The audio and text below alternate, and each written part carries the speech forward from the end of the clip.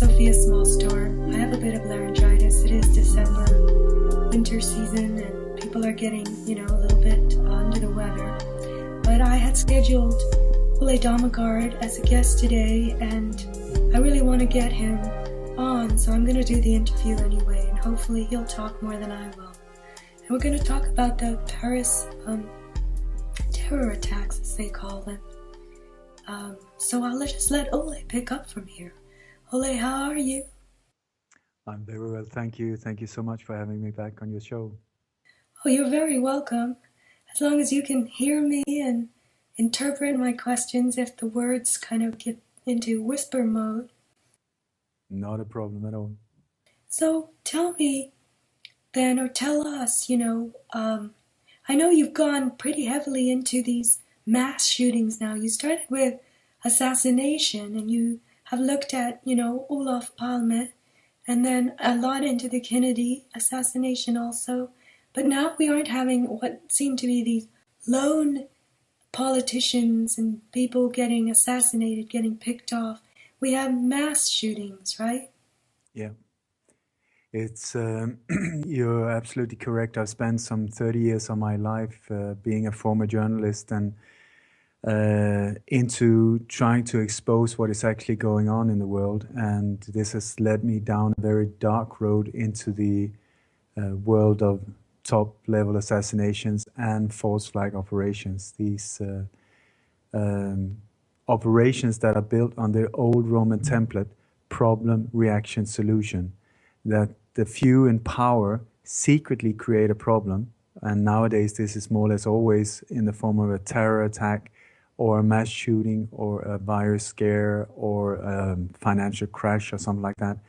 They secretly create the problem to get emotional reaction from us, and the emotional reaction they want from us is an absolute panic, an outcry of panic, begging for protection, and so that we will turn towards the people in so-called power, not knowing that they're actually the ones creating the problem, saying, please, please help us, and then they will serve as the solution, all based on the problem. And the solution every single time nowadays is more and more militarized police, robocops, martial law, all of these things, and also the ban of guns, that they want to take away the guns from the population. That is why more or less 99% of all mass shootings are in the US, because that is the only place where the population is armed. And it is by blaming the weapons, they say that it's the weapon that is the problem. So the solution is to take it away, instead of, if you really look at it, if there were all of these mass shootings with deranged people or weak-minded souls that were furious and started shooting, then maybe the solution would be more to go into the psychiatry, or how to help mentally unstable people and so on. But here, the total focus is on the gun. And so in what is called the New World Order, the power structure behind that, one of the ways they want to take over and get global control are through so-called false flag operations. These terror attacks that we think are carried out by terrorist organizations, but in my humble opinion, absolutely not true. We're looking at total inside jobs. So to create this absolute fear among the population, so that they can move in with their solution, a very, very violent, brutal, militant solution. Now, can you tell me, why did they select Paris as the location this time? If you said 99% of them are in the United States now, it's Paris. So why that? Yeah, no, I said then 99% of the mass shootings are in the US. The false flag operations, when it comes to terror attacks, they are all over the place. But in NATO countries, more or less all of them, there are different areas where these countries that are involved in this, it's the same countries that are repeated again and again and again. And it's all based on the old CIA strategy, the strategy of tension that has been active since the late 50s and have been using Gladio, this ghost army in all NATO countries, members from Gladio to carry them out. And the whole idea with the strategy of tension is to inflict fear into modern society so that the population will welcome more and more surveillance, more and more militarized control, surveillance cameras everywhere, martial law, these type of things, because all of that is done for our protection, we believe, not understanding that it's actually them, the people in power, that are doing this to us. So I think it's extremely important to become aware of this, because either the enemy that is attacking is a group of Islamist, extremist terror organizations that are attacking Western countries, or it is insiders in power positions, many of them that we have elected to protect us, that are actually doing this to their own countries. So the options are extremely different here, and I would very much like my intention when I go into these crime scenes is to try and sort out what really happened, and then let the evidence show itself, and then point in the correct direction, not just buying into the official story that we are being pumped with through media and so on. Well, you sent out a newsletter recently. By the way, Ole has a Light on Conspiracies newsletter that you can subscribe to, and it's got plenty of information in it. It's very well done. He's also very talented in graphics, so the presentation and the content are both very, very powerful. Ole, I wanted to ask you, did people die in this particular series of attacks in Paris? Because I hear this from people all the time. No, this time people did die.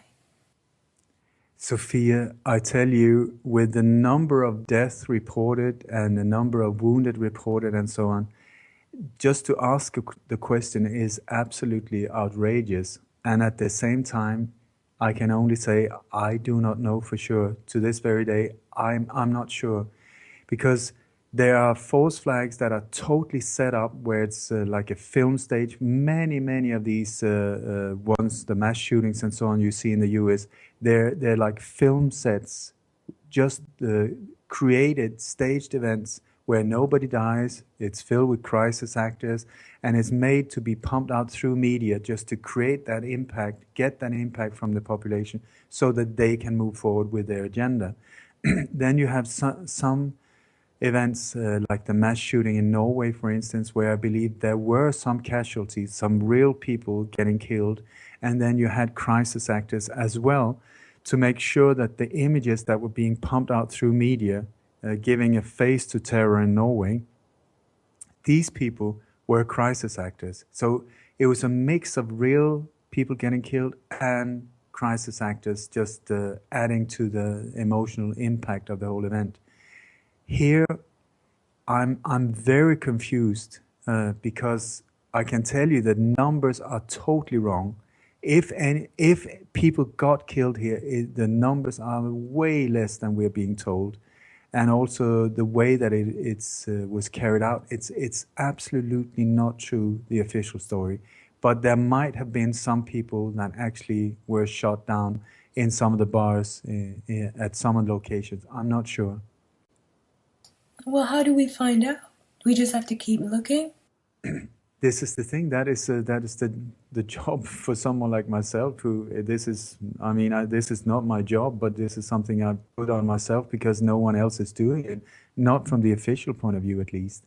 But what I do is I try to go with an open mind and Farmer Brown logic. What I call Farmer Brown logic: 1 + 1 = 2.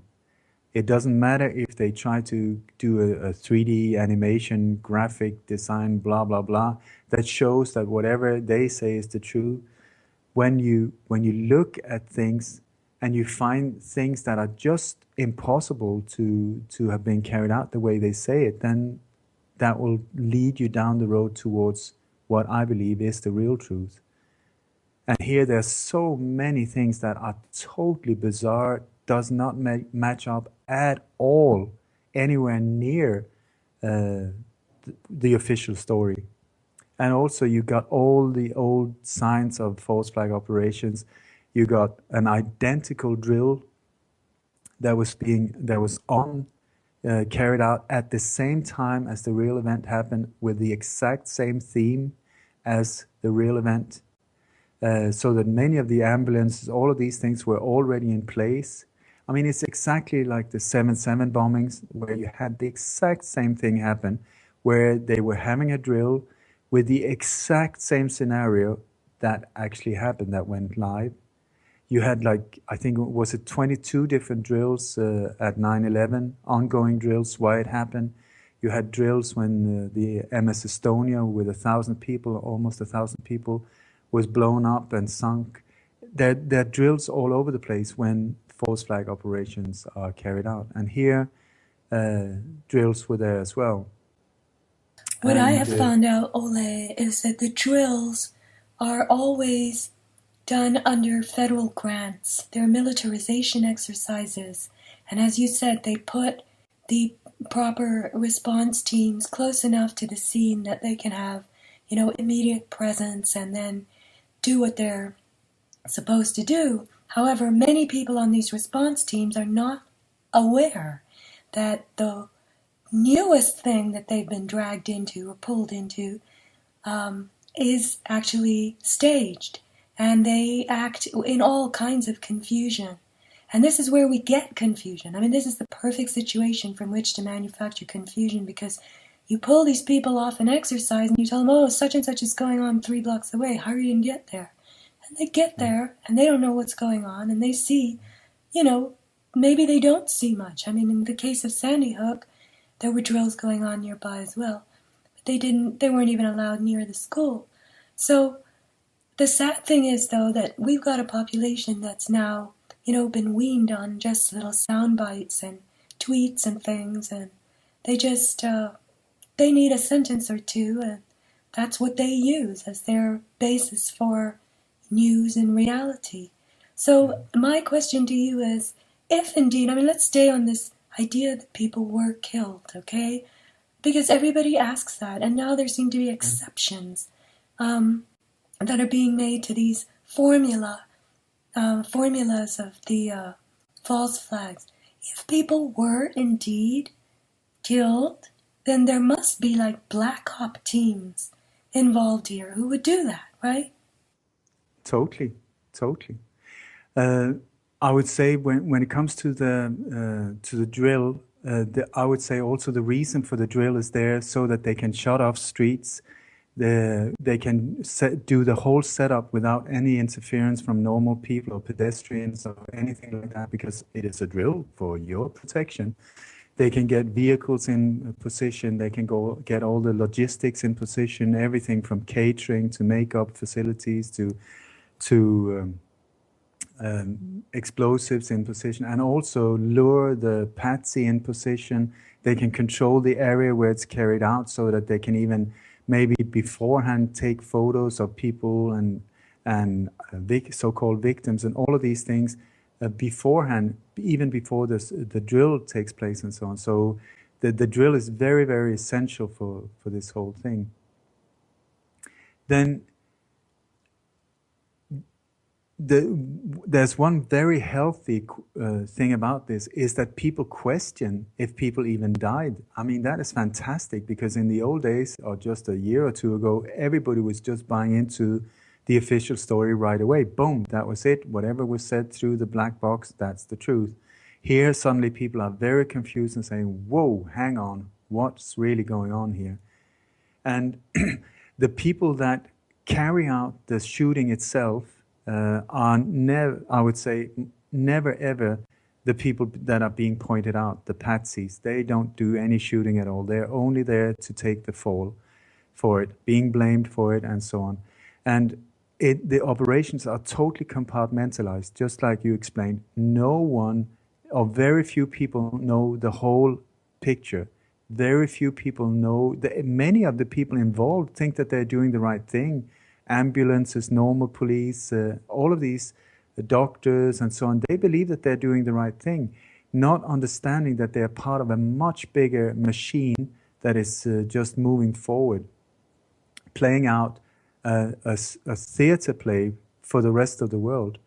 So this is also where, when they start shooting and so on, many of the witnesses that are being interviewed in the street, they've only heard shooting or they've seen shooting in the distance and so on. So they are totally trustworthy, but they are not aware of what they're describing was not a real thing. They heard shots, yes.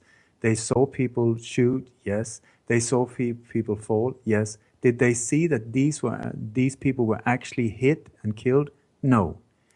And then the witnesses that actually say they give detailed description of people dying and so on, these are the people we have to check out.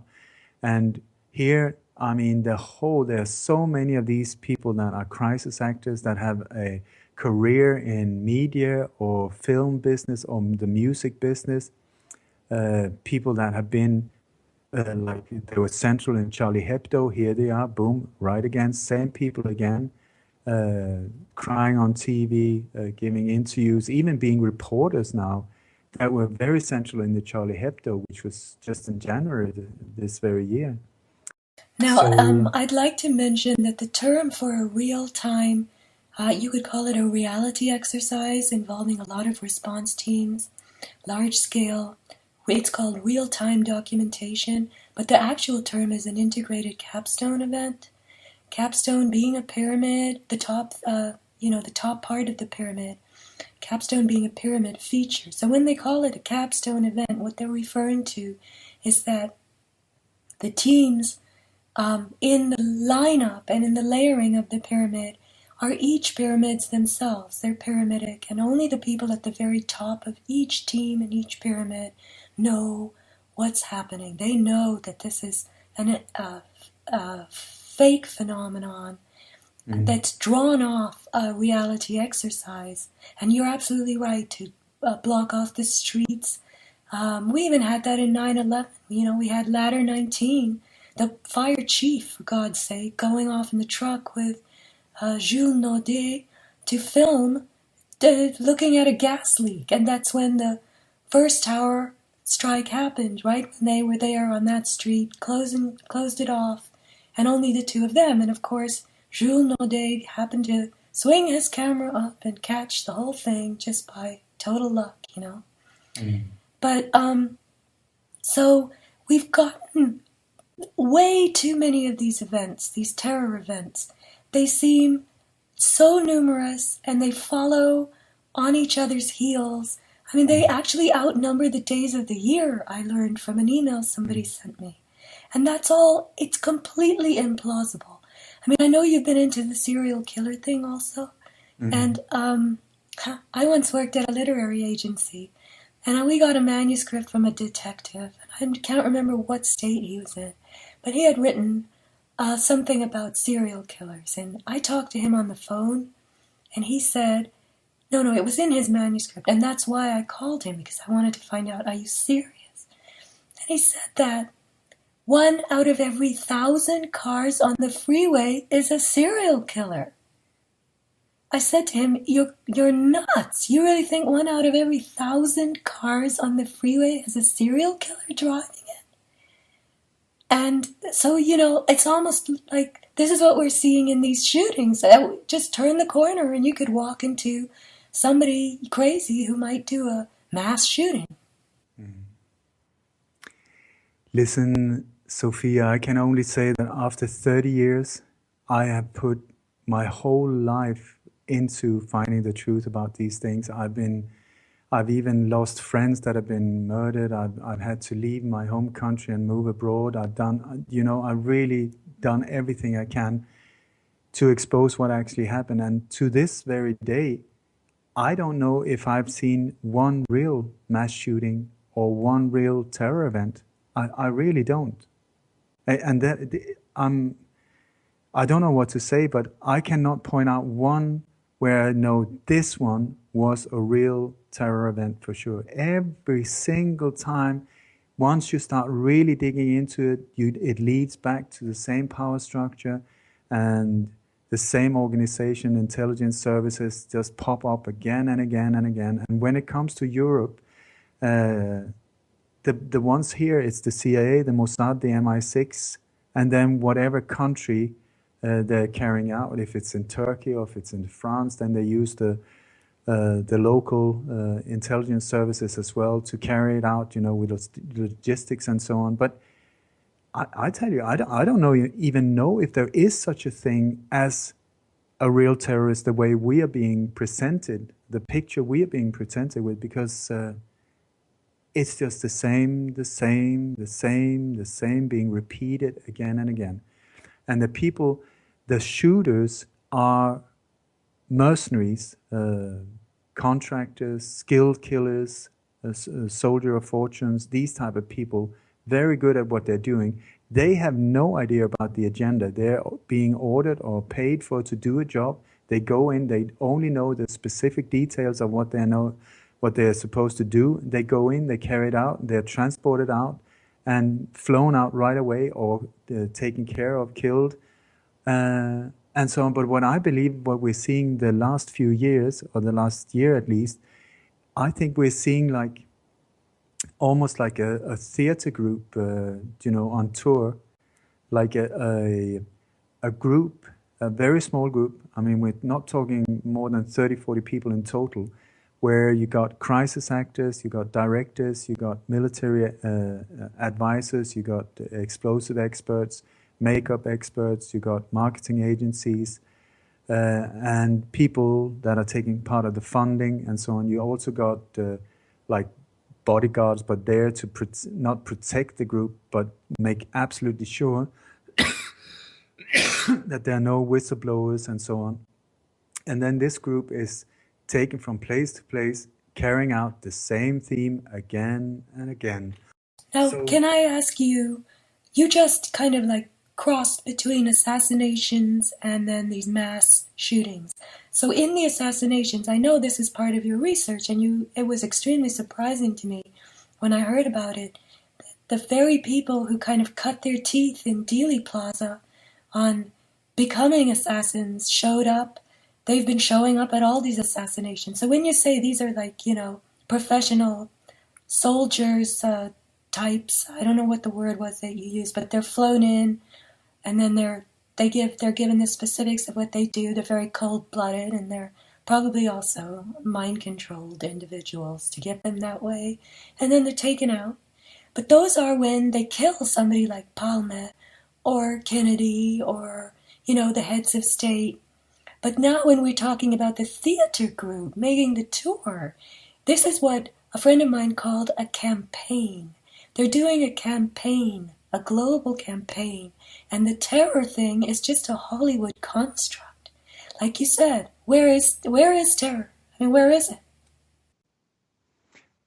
I really think it is, like you said, we're seeing, I mean, this is what gives me great hope, because I think we're seeing the same people running around in SWAT team uniforms in Toronto, as in Sydney, as in Copenhagen, as in Paris, as in many of these places, also in the US. I mean, just by, I can't say for sure, but if you look at the descriptions of the shooters in Paris, for instance, and the description of the shooters in San Bernardino, which was just a few days later, and a total distraction, I would say, a total hoax as well, or a false flag.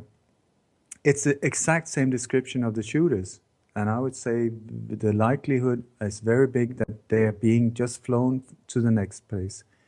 This is also, these shooters, they're almost always dressed in black military uniforms or black clothes and so on, with automatic weapons and so on, no masks and so on. But then as soon as the shooting is over, boom, in moves the police, with almost identical clothes, and then SWAT teams with almost identical clothes, meaning that the people that carried out the shooting, the only thing they had to do is pull a balaclava over their head and a bulletproof vest over, and boom, they disappeared in amongst the rest of the team. So that is the way to get the shooters out, So it's, but there's a little confusion here, because when it comes to assassinations, we're talking similar setup of the people that are being called into the group, the death squad, so to speak.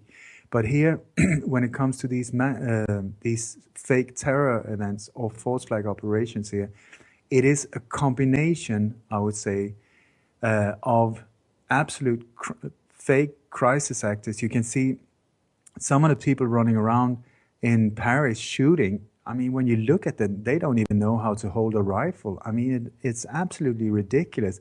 I've even got photos of some of the people in the SWAT team with BB guns. You know, absolutely ridiculous. But then there were some witnesses, and this is where possibly some people were killed in a street outside one of these restaurants, where they saw these military people, military-looking people, white people, muscular, well-trained, very disciplined, not saying anything, firing very short bursts of fire, like 3 shots at a time, like this. And these are the locations where there are possible victims, I would say. So that's a serious thing by itself, because if we've got any victims at all, then somebody has taken them out, and that's murder. And so the question is, who has done that? And are the shooters, I know there's this demonization of Muslims going on now as well, and I wanted to ask you more about that. And that seems to be part of the whole script of this terror, this serial terror that's now global, right? I would say that they have weaponized Islam. Through propaganda, they've used Islam, the word Islam, as a weapon. It is, I'm telling you, when it comes to Muslims, so many of these terror attacks and so on that I've been looking into where it's been blamed on Muslims, absolutely zero truth to it. They have been used as the patsy. And it's the same here again. This whole thing about pointing toward ISIS and it's Muslims this and Muslims that. The witnesses saw white guys, military looking, well built, tall, coming in a BMW, a Mercedes and another black car, getting out. And of course the CCTV didn't work anywhere in Paris when all of this happened. Very unfortunate. Neither did it work outside the stadium where 2 people were said to have blown themselves up, suicide bombers. The reason why they blew themselves up outside the stadium was that one of them forgot to buy the ticket, so he was turned away by security. And then he got very disappointed, blew himself up outside the stadium. And then 10 minutes later, his partner said, well, I'm going to do it as well. So he blew himself up. Not a trace of blood, no images of any kind of explosive on the site, nothing, no images whatsoever of this. And I can only say I could spend like 2-3 hours here and go through bizarre things around this case, showing that it is the official story is absolutely not true, and that this was being carried out by Muslims. Absolutely not true either. Well, sure. So that, I mean, the thing is, you have spent the hours, and you have dissected it, and those findings are recorded somewhere. So I'm not going to ask you to do that, because my disappointment is in the world at large. I mean, people don't seem to have the appetite for these details. And I think Europe is now, all awash in people cringing at the thought of these ragheads coming in, and they're going to kill and rape and take the place over and bring in Sharia law and all their crazy customs, and there are going to be no, you use the term white, that people saw that the shooters were white. Well, Muslims, by and large, are white. They're Caucasians. But they have darker complexions, they have darker hair and darker eyes, and definitely speak different languages than Nordic whites, but they are all white. So what you're saying is, not all, there are the black Muslims too, but the Muslims that are being demonized today are the Arab Muslims, the Muslims from South Asia. Yeah. And they are also being, imported in these it's called coerced engineered migration. And there's a wonderful post that just went up on the Memory Hole blog by a guy who runs the willyloman.wordpress.com website. And it refers to a book written by, one of these think tank experts called Kelly Greenhill. And anyway, I've referred to it in my most recent newsletter. There's a definite, structured, deliberate importing of engineered migration. You have to remember that these people were all subjects of Western colonies. They called the Western countries, built their empires and their armadas and took their ships and went off and colonized all these countries and bossed them around. Then they left. They gave them their independence, and what did they leave with them? They said, oh, well, okay, we'll give you your independence, but we'll teach you how to run your country. So you got to have these loans from the IMF and the World Bank because you need hospitals and dams and bridges and schools and railroads. And they give them these loans that are just so bad and upside down, and the countries can't pay them back, and so their natural resources are commandeered. And then, so if you're a young male growing up in Somalia or India, Pakistan, what can you do? Where can you go? Somebody offers you, hey, here's a bus ticket, cross through the Balkans, go to Europe, Germany, Sweden, they'll give you asylum, you'll get a job, there's housing going up, you'll be welcomed.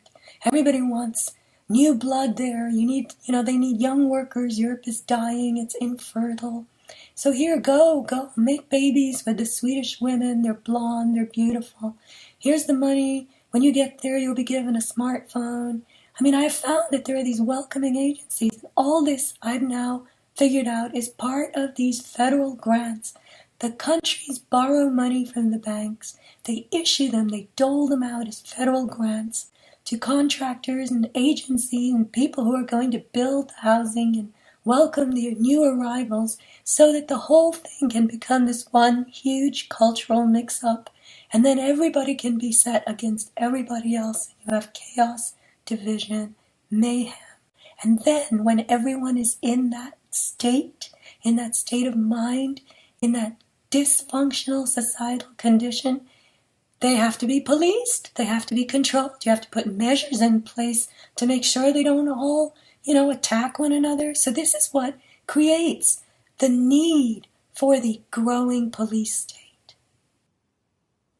I can totally agree. This is done by design, and I know many researchers, myself included, we've known about this planned mass invasion by immigrants for, 5, 6, 7 years. You read books by David Rockefeller or Brzezinski or these type of people. It's part of the plan, and also all of these different governments that allow it, that just opens the borders and say come to create these problems. It would be easy to stop it. We're being pumped with this image that we're being flooded, there's nothing we can do. Absolutely not true. They are opening the gates to be part of creating the problem, get people in there so that the population get distracted away from looking at where the real problem is, start blaming each other, start blaming minorities, start blaming different people of different faith and so on. And also get the whole thing up so that you can start saying, ooh, ISIS is coming in this way as well. Just fear-mongering. And then they set off these different false flags like fireworks, boom, boom, boom, boom, boom, here, there, everywhere, to create this feeling of total chaos. And that is where they go in, boom, and take over with military, martial law and so on. So I feel that we are at a very crucial point here, because they are, I believe the people behind the New World Order, they are getting very desperate, and they see this as almost the ultimate battle. This is where that is also why we see that they're trying it from all different directions. They're giving it all they have through media and through all of these false flags and through this mass invasion and so on. So I think we need to, instead of just reacting, we need to take a step back, turn off the black box, take a deep breath or 10, and then go for a walk. And instead of reacting, because that is what they want us to, just go into this mode, just start seeing, hang on, wait a second, what is going on? Does it really make sense what we are being told? And so on. And does the evidence match up, and start seeing what actually happened? And then, since fear is what they want us to be very, very fearful so that they can get away with what they are trying to accomplish. I would say let's do the absolute opposite. And instead of fearing each other, start taking care of each other. Instead of hating each other, start loving each other, treating each other well, take care of each other. Many of these people come from countries that we are bombing. I mean, no wonder they're trying to get away from it. So one way of stopping these, if you're so worried about all this immigration, stop bombing the country. That would be a good idea to start with. But Ole, what you're doing here, I think, is, you're speaking to and about an audience. You're saying we should take a walk and take a deep breath and look at all this and figure it out. Well, there are people like us, our, whatever you want to call it, alternative thinking world, conspiracy research world. We have figured it out, but we aren't very large in numbers compared to the masses who, I think you're saying, are reacting, and they're getting more afraid. And I would say that the masses just seem to me not really so reactive as opinionated. I mean, they've been told there are shootings, and their opinion is, okay, then it's Muslims, Muslims are bad. So, all right, so now we gotta not let them into our country, but hey, Mexicans are coming in, Guatemalans are coming in. So let them in, because so far they've been okay. They mow our lawns and, clean our houses. But the idea is, I've heard people say also, oh no, let's just go and help them in their countries. But the thing is, that's what you all did as colonists, right? They don't want you in their countries helping them anymore. Now they want the bus ticket to your country so they can get to your country and do something there to prosper. And so now it's all crazy. It's all upside down. Yeah, it is. It is a very extreme time. But I must say, only a few years ago, I think especially before the Boston bombing, nobody knew about a false flag, what it was. And the reason why I focus so much on these false flag operations is because it's one of the so-called elites' main tool how to control the masses and get us to do what they want us to do. And now the interest is just exploding, I would say. Like, I did an interview with Project Camelot, and in just less than a week, there were like 38,000 views. And I've seen on many, many main websites, main news sites and so on, where they put up different news stories about the official story about what's happening. And if you check out the comments, there are hundreds of comments, and all of them are saying, it's a hoax, look at that, there's a problem, that is not true, they're trying to do this. So I really feel that there is a great awakening going on here. It is like a race between the dark and the light. But it's also a very odd time, because people like myself and you and Zen Gardner, people like this, who are very peaceful people, we are the new times terrorists, and we're being targeted. I mean, I've been receiving death threats and stuff like that. But so the whole thing is, either we wake up or we're being led away in handcuffs soon. It's either we're being part of the party or we're going to be taken out. It's very extreme, this corner we've come into. So wait a minute, we have woken up. So you're saying either people wake up around us, the people whom we are, being the town criers for, the canary in the mine, hailing the people out there, they need to wake up, or we'll be carted off. That's what you're saying, right? I did not really understand what you were saying now. You said we need to wake up, or we'll be led off. And so I think you're saying that the masses need to wake up, or the people who are calling out that this is all false, they will be let off, right?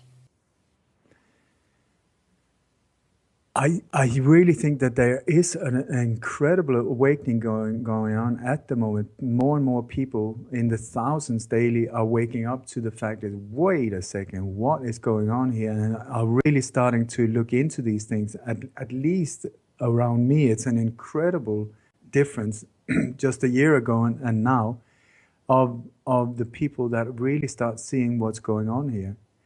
Well, let me ask you this.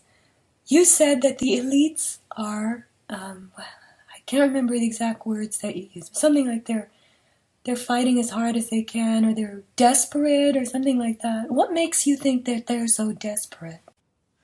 Because it's like when you look at upon it from one angle, it looks like they're totally superior, that they're totally in control, that they got all the power and so on. But when you look at their actions, the way these operations are carried out, it is very sloppy, very bad planned often, not very well prepared. Also, they speed it up all the time. It's like they don't have time to really do good basic groundwork and so on. And it's also that now, at least when you see it, the fear-mongering that is being pumped through the media, I've never seen anything like it in my life before. And also the level of things that are there that are involved, the psyops and so on, involved in these operations now, it's on a level that I've never seen before. And to me, it feels like they're really trying to give it, everything they can to get us into this situation once and for all, where they can take over. So for me, it's like a matter of weeks or a month or something like that, where we will see the result either one way or the other. I'm not here to spread fear, but this is my interpretation. Well, since they have all the money in the world, um, you're saying that they're using like the same crew that they drag from place to place, and they have them go through these fake scenarios, and they've got their makeup teams and all that. So couldn't they do it better? I mean, what's the problem? That they want to do as many as they can so they don't have time to study the way they're doing it and learn from their mistakes and at least polish their production a little more? Because that doesn't seem even believable to me. I have questioned why they let such sloth enter their productions. They're not meticulous. The people in Hollywood are way more meticulous than they are. But they've got as much money as they want. But it's not always a matter of money here. I would say there are different reasons why it's sloppy. One is, one theory is they just don't care because we're so asleep they get away with whatever they do anyway, so they don't even have to try. That's one version. Another one is that, according to people I've spoken to from the inside, they say that the way the people in the elite, what they call themselves the elite, but the way they see it, the law of karma is that if you inform your victim to become, if you inform the victim what's going to happen in whatever way, and the victim does not react, then that takes the karma off the shoulders of the attacker and put it on the victim itself. And this is why, according to these sources I have, they say that that's why before all of these things, you have like in films, in music, in media, and all of these, almost like a trailer of upcoming events where you will see, this is going to happen, this is going to happen. And if we don't react, boom, then it happens, and the karma is off their shoulders.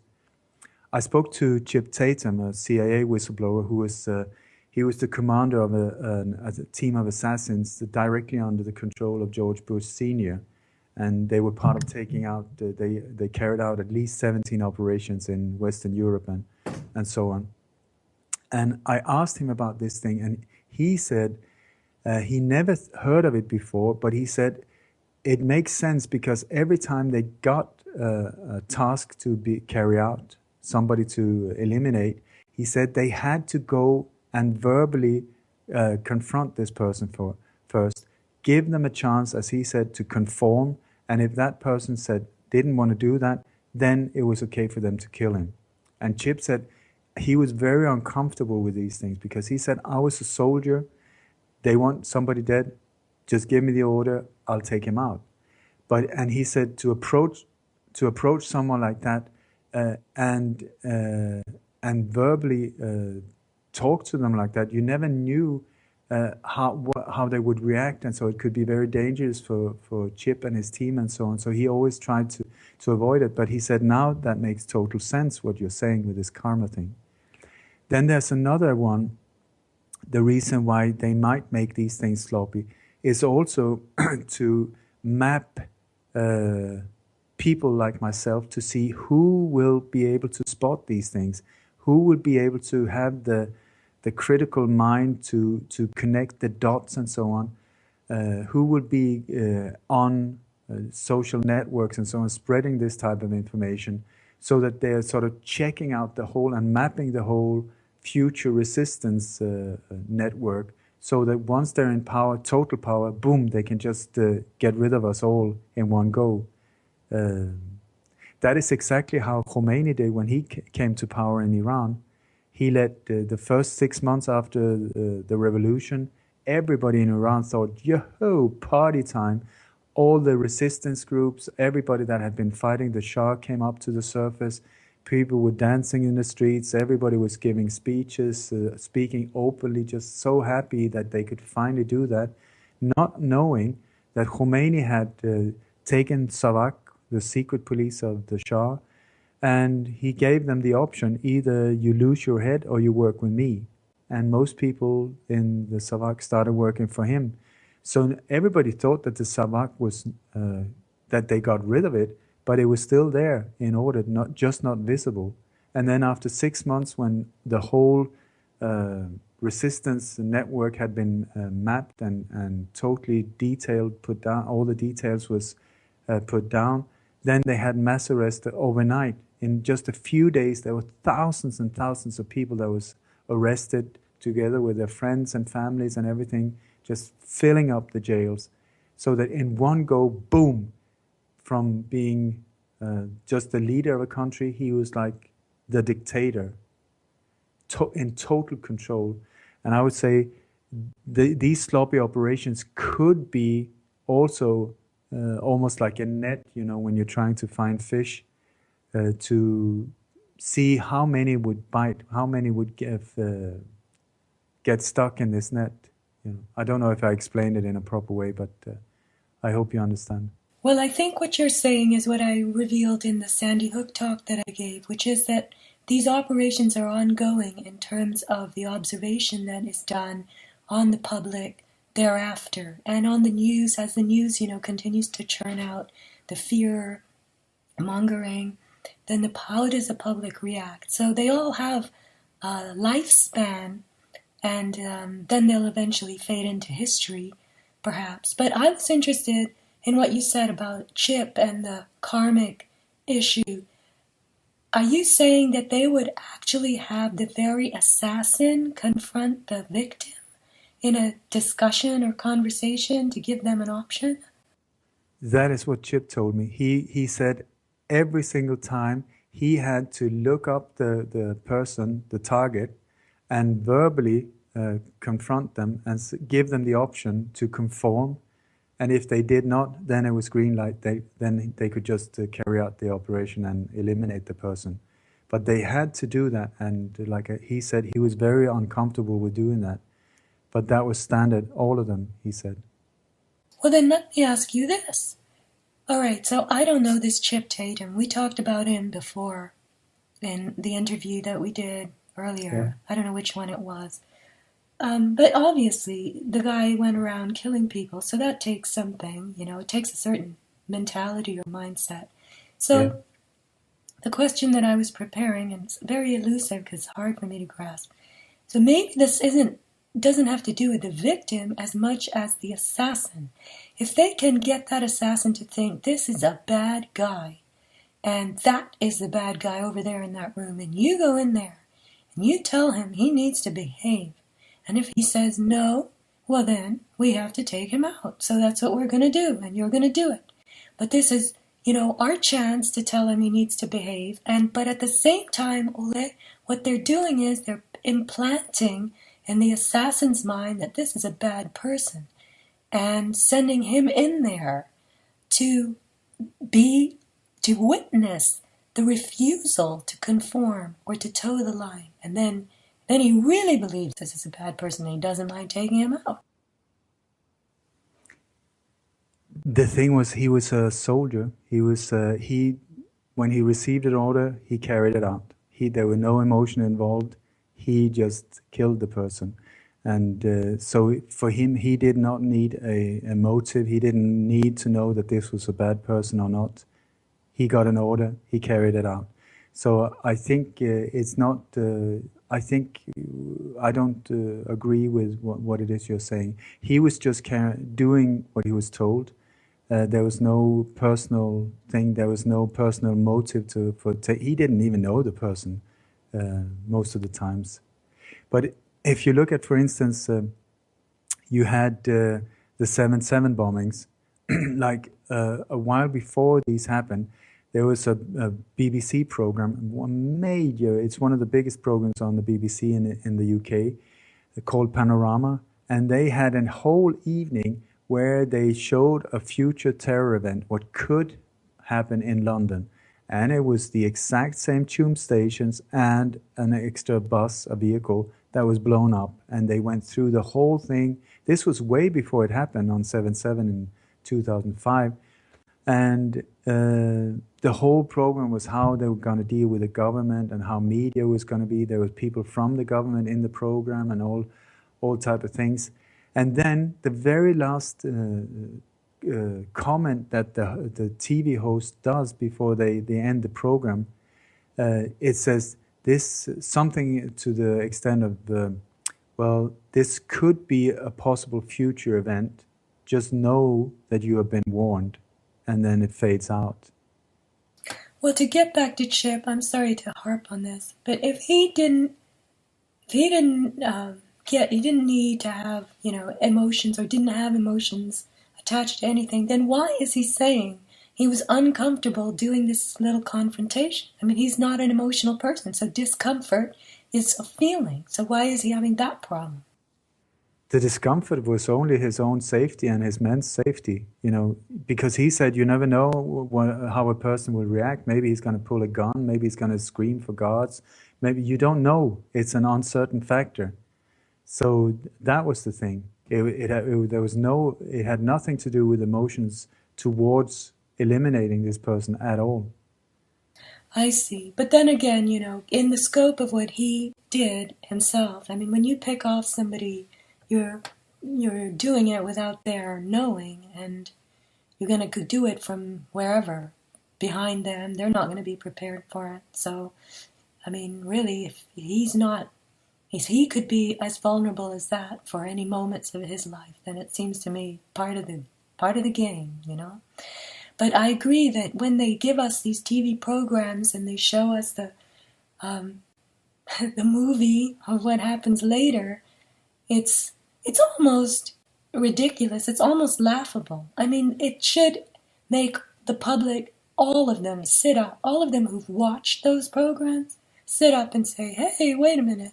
That was on TV a few months ago. What are you doing? But they don't even do that. So, I mean, look at us. We're sitting here and we're making these very elaborate websites and writing books and doing shows and having discussions and counting, as you did, the response on YouTube, which is perhaps rising, and that's commendable. But out there, zombie land is full of very happy zombies. I don't know. We've always looked differently on this. I prefer seeing it in an optimistic way. I have no idea. I mean, who knows what the future will bring?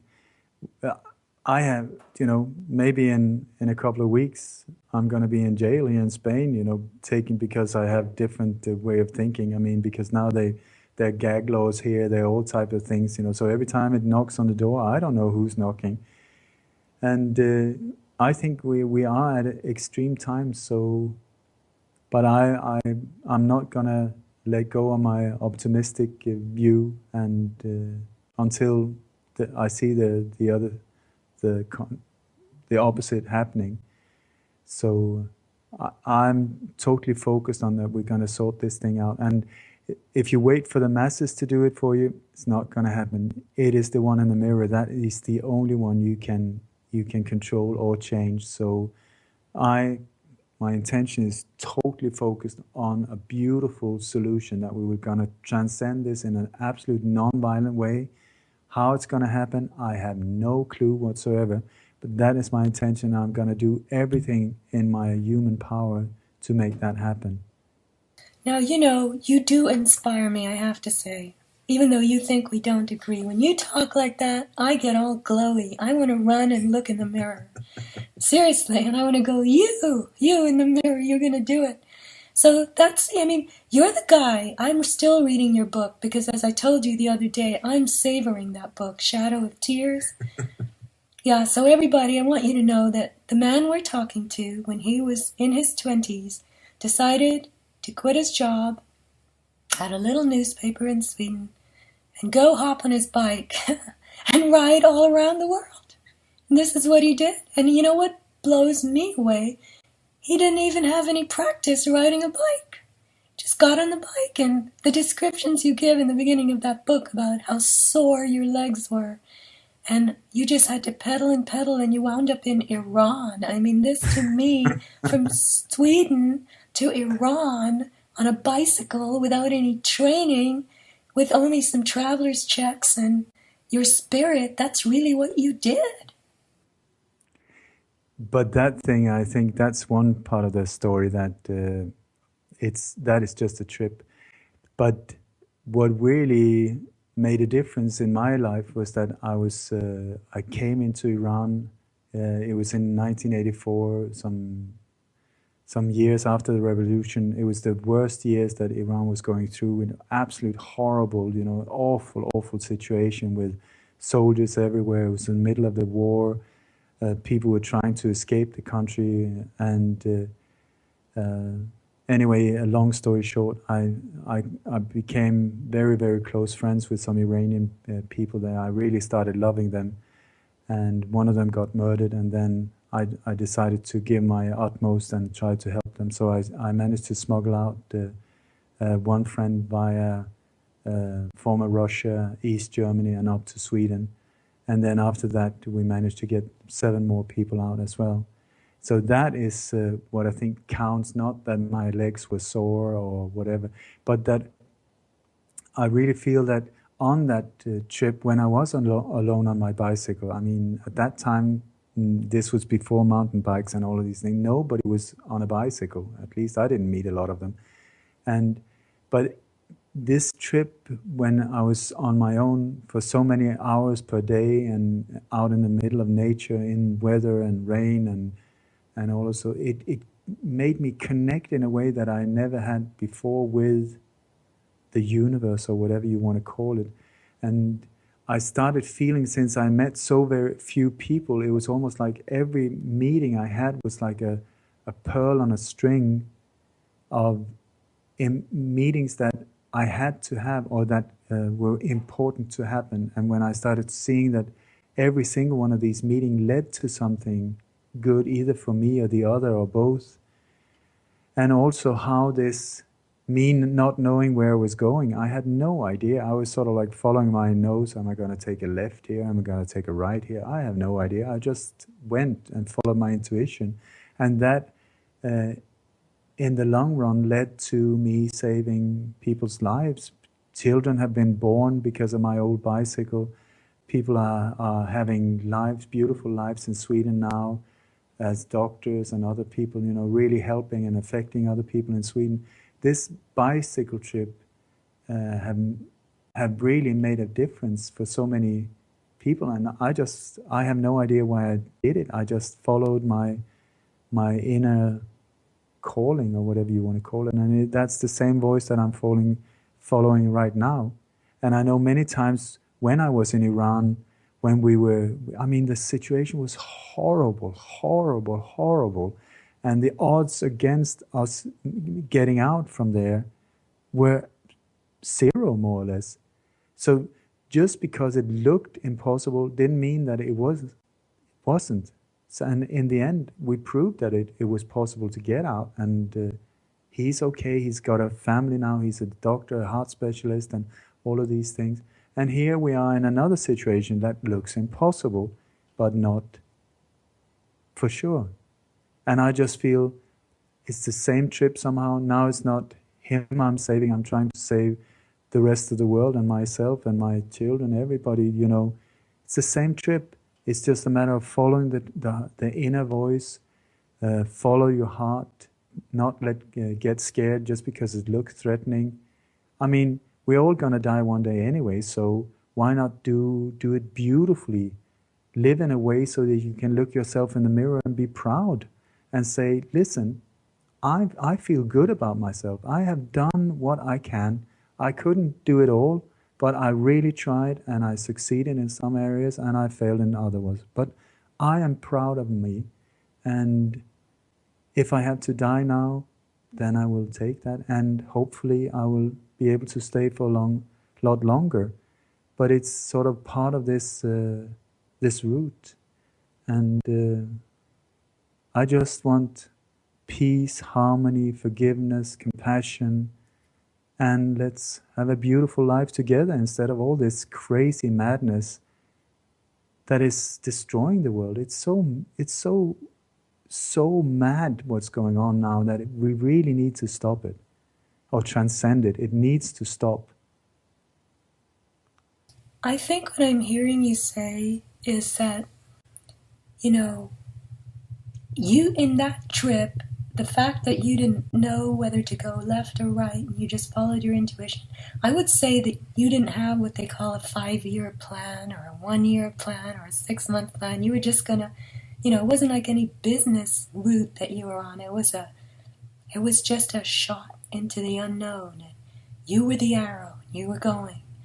And when you say that we should stop reacting to what's happening around us, all these mass, you know, crazy terror-making attacks, I think this is hard for me because I'm grasping at a straw here, but you're saying that we need to live on our own 2 feet and point ourselves in our own direction and not be little whatever bowling pins that get hit and knocked over and swiveled around by all this manufactured reality around us. That's really what you're saying, I think.